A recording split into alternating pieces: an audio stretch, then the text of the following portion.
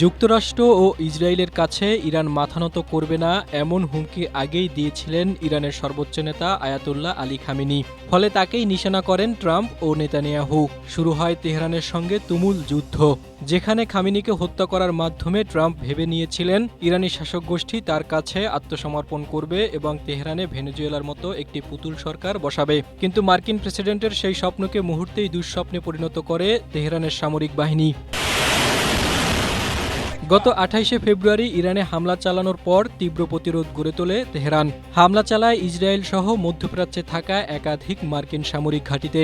এতে রীতিমতো হতচকিত হয়ে যান ট্রাম্প। স্ট্রবেরি সুপার ডটেড ও ক্লাসিক ভ্যারিয়েন্ট সেন্সেশন জাগুক শিহরণ। একটি নয়, দুটি নয়, পশ্চিম এশিয়ার প্রায় ১৩টি মার্কিন সামরিক ঘাঁটি ধ্বংস করেছে ইরান। আর এই চাঞ্চল্যকর তথ্য উঠে এসেছে মার্কিন সংবাদ মাধ্যম নিউ ইয়র্ক টাইমসের এক প্রতিবেদনে। এতে বলা হয়, ইরানের হামলায় কুয়েতে থাকা মার্কিন ঘাঁটিগুলো সবচেয়ে বেশি ক্ষতিগ্রস্ত হয়েছে। দেশটিতে থাকা কুয়েতের পোর্ট সুয়াইবা, আলী আল সালেম বিমান ঘাঁটি এবং বুয়েরিং সামরিক ঘাঁটি পুরোপুরি ধ্বংস হয়ে গেছে। এছাড়া কাতার, বাহরাইন, আরব আমিরাত ও সৌদি আরবে থাকা মার্কিন সেনা এবং বিমান ঘাঁটিতে ড্রোন ও ক্ষেপণাস্ত্র হামলা চালাচ্ছে ইরান। কাতারের আল উদেইদ বিমান ঘাঁটিতে থাকা যুক্তরাষ্ট্রের শক্তিশালী রাডার ব্যবস্থাকে ধ্বংস করে দিয়েছে তেহরান।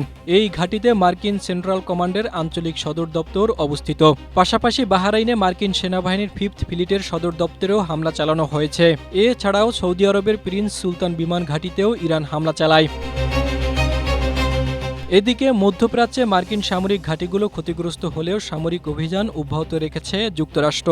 নিউ ইয়র্ক টাইমসের প্রতিবেদনে বলা হয়, ইরাক এবং আফগানিস্তানে যুদ্ধের সময় উপসাগরীয় অঞ্চলে এই সেনা ঘাঁটিগুলো তৈরি করেছিল আমেরিকা।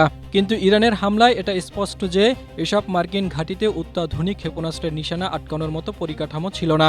এই পরিস্থিতির মধ্যেও পশ্চিম এশিয়ায় আরও সেনা মোতায়েনের কথা জারি রেখেছে ওয়াশিংটন।